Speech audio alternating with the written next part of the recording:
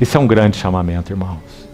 Houve um servo de Deus no século passado, um profeta do Senhor no século passado.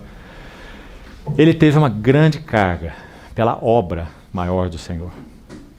E então ele orou, certa vez, com palavras que realmente penetram o nosso coração, falando a outros irmãos uma oração ao Senhor. Então ele disse assim a alguns irmãos: nós fomos chamados para orar. O mesmo é verdadeiro para nós aqui. Nós fomos chamados para orar, para que o Senhor dê visão espiritual aos vasos do seu ministério nestes dias, dizia o nosso irmão. Ele disse assim: uma visão tal que todas as outras coisas acessórias cairão. E aqueles que são de Cristo e amam a Cristo, por quererem, escute, por desejarem ter uma visão renovada das glórias da pessoa e obra dele, experimentarão verdadeira unidade. Irmãos, essas palavras são muito interessantes, porque a unidade é subproduto da obra de Deus. Compreende? A unidade não é algo que promovemos. Quanto mais nós falamos, vamos ser um, mais nós temos divisões no cristianismo. Irmãos, há uma direção muito clara se nós quisermos provocar mais divisão. Vou te dar o caminho. Pregue sobre unidade. Porque unidade é subproduto. Quando nós pregamos sobre unidade, é nossa unidade. A unidade do povo de Deus, mas a unidade com o meu entendimento. Unidade com aquele ministério. Unidade com um corpo de doutrinas específico. Uma unidade arminiana, uma unidade calvinista, uma unidade institucional, seja uma unidade, seja lá o que for, que nome dermos. Não é? Essa não é a unidade bíblica. Que nossos irmãos tenham, sempre terão a liberdade de professarem a fé em aspectos específicos e terem convicção dela, como o Espírito tem testificado com seus corações.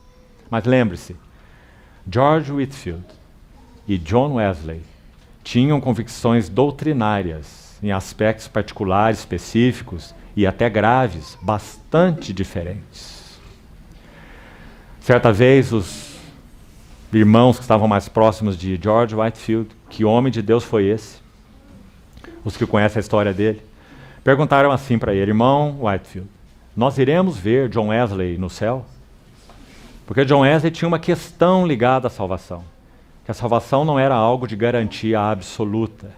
Que de alguma forma nós teríamos que preservar a nossa salvação. Que poderíamos, de certa maneira, no entendimento dele, perdermos essa salvação que ganhamos. O Whitefield não pensava assim. Então, já que Wesley pensava assim, então aqueles que estavam mais próximos de Whitefield pensavam: será que nós vamos encontrar John Wesley no céu, quando nós estivermos lá? Você está entendendo? Então, George Whitefield respondeu assim: não. Não iremos encontrar John Wesley no céu.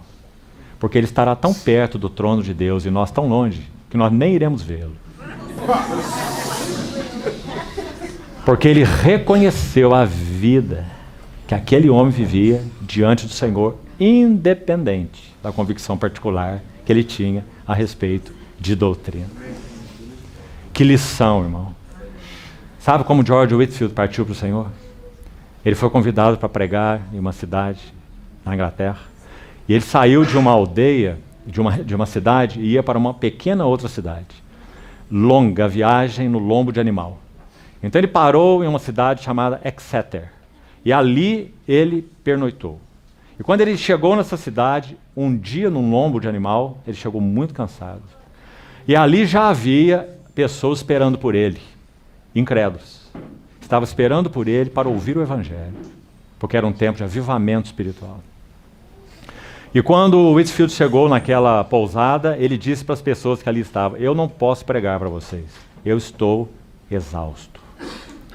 Então ele tomou um suporte de velas, colocou uma vela, acendeu a vela e começou a subir as escadas do seu aposento para dormir, no aposento superior, se despedindo das pessoas.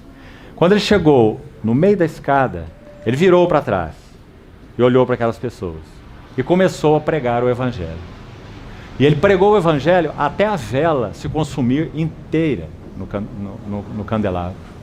E então ele terminou de subir as suas escadas, deitou no seu leito e partiu para o Senhor.